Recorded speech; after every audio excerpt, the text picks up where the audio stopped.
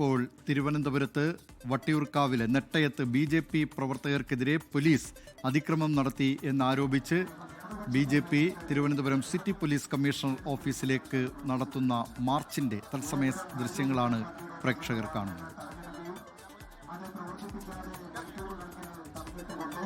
March പോലീസ് തടഞ്ഞിരിക്കുകയാണ്. വിവരങ്ങളുമായി തിരുവനന്തപുരത്ത് നിന്ന് S. വിനേഷ് കുമാർ ചേരുന്നു. വിനേഷ് കുമാർ, എന്തൊക്കെയാണ് വാർത്തയുടെ കൂടുതൽ വിവരങ്ങൾ?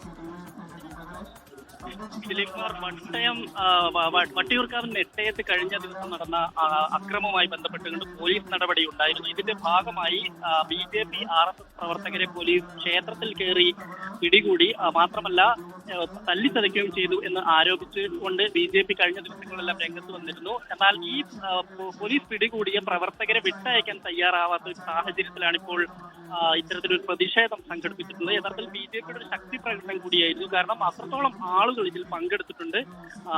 4 മണിക്കായിരുന്നു ഇത്തരത്തിലൊരു പ്രതിഷേധ മാർച്ച് ആലോചിച്ചിരുന്നത്. 5:15 പ്രതിഷേധ മാർച്ച് ഇവിടെ കമ്മീഷണർ ഓഫീസിലേക്ക് എത്തി. കമ്മീഷണർ ഓഫീസിലേക്ക് BJPയുടെ മുൻനിര ജില്ലയിലുള്ള പ്രമുഖ നേതാക്കൾ, കരമന ജയൻ ഉൾപ്പെടെയുള്ള നേതാക്കളെല്ലാം തന്നെ ഇതിൽ പങ്കെടുക്കുന്നുണ്ട്. നമുക്കറിയാം, വട്ടിയൂർക്കാവിൽ നെട്ടയത്ത് കഴിഞ്ഞ കുറച്ച് ദിവസങ്ങളായി നടന്ന അക്രമവുമായി ബന്ധപ്പെട്ടുകൊണ്ട് പോലീസ് അവിടുത്തെ SHO ആയ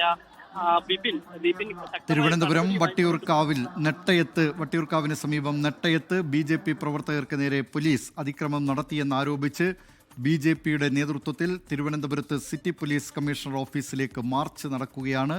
മാർച്ചിന്റെ ദൃശ്യങ്ങളാണ് പ്രേക്ഷകർ കാണുന്നത്. വിവരങ്ങൾ നൽകിയത് തിരുവനന്തപുരത്ത് നിന്ന് S. വിനേഷ് കുമാർ.